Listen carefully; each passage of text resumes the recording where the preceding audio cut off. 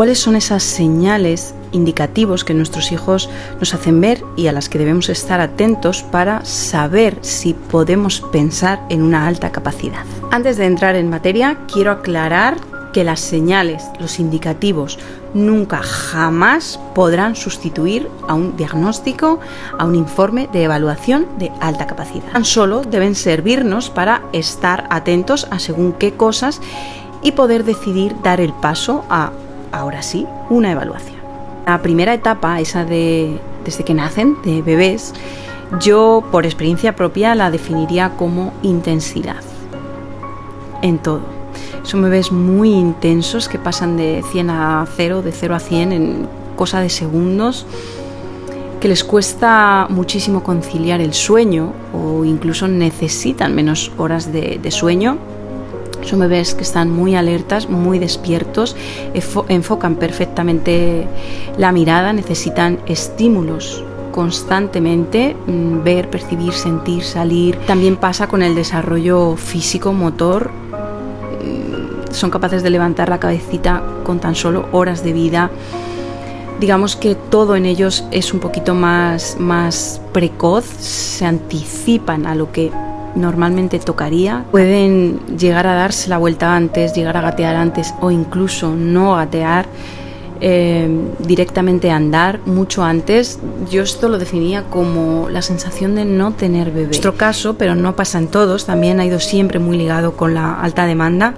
Son bebés muy agotadores porque necesitan de ti 24/7, tanto contacto físico como visual. Yo esta etapa la definía como lo más lejos a tu lado y es literal. Conforme van creciendo un poquito, ves que empiezan a decir sus primeras palabras a una edad también temprana. Sus intereses y gustos, pues por las letras, los números, el saber de todas las cosas, se hace muy evidente y está muy presente en cualquier conversación que tienes con ellos.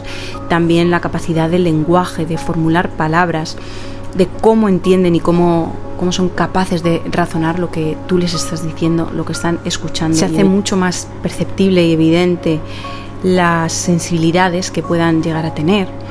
Tienen a la vez una capacidad de memoria que empieza a dejarte sin palabras. Choca también mucho la autonomía que adquieren a la hora de vestirse, del control de esfínteres, de abrocharse un simple botón.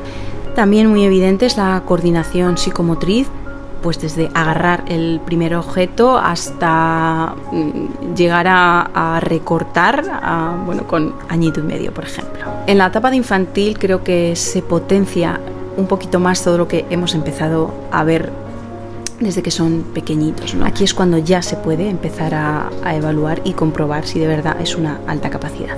Ese interés que tienen por letras, números, se hace muy evidente cuando son capaces de empezar a escribir, a leer, a sumar, a restar, muchas veces incluso sin haber tenido nadie que les enseñe. Tienen preferencia por temas muy trascendentales, incluso de adultos, como la vida, la muerte, Dios. Su aprendizaje es muy rápido, notas que absorbe la información de forma sorprendente. Son capaces de absorber el hobby o el tema específico que tengan hasta la saciedad. Esa necesidad tan fuerte que tienen de encontrarle respuestas a absolutamente todo. En esta etapa ya habrán empezado a aparecer las frustraciones, que es algo de lo más característico y difícil de lidiar. También esa bajísima tolerancia al no. Con el paso a primaria, con esa etapa, empieza a aparecer el perfeccionismo, a veces a niveles demasiado altos. Empieza también a aparecer la exigencia, autoexigencia y la exigencia con el resto. El pensamiento divergente, son capaces de relacionar ideas, conceptos, respuestas de una forma asombrosa, con unas conexiones maravillosas. Es muy probable que a esta edad tú ya empieces a ver esas áreas específicas en las que puedes ver el talento. Empieza a ser evidente y muy palpable. Tiene un pensamiento muy original, muy vivo y verdaderamente ingenioso. La autoridad, empezamos a ver que les cuesta, que se resisten a normas y a modelos de autoridad, así como a jerarquías. Un poquito flexibles a los cambios también, por regla general. tienen un alto nivel de competitividad, es que su cerebro está desarrollado para ganar. Se empieza a hacer muy evidente la disincronía intelecto-emocional. Esa capacidad intelectual va muchísimo por delante y a la vez la emocional, que en la mayoría de los casos suele ir bastante por detrás. Por supuesto, ese altísimo nivel de justicia que muchas veces te sacará de tus casillas, pero que su cerebro necesita siempre no solo el porqué, sino entender que todo lo que sucede es justo. Un sentido del humor peculiar, curioso, que a veces no sienta bien a todos. Y por último, diría que puede llegar la desmotivación, y es cuando en esta etapa saltan todas las alarmas. Y son niños muy audaces, muy ingeniosos, muy sensibles, maravillosos.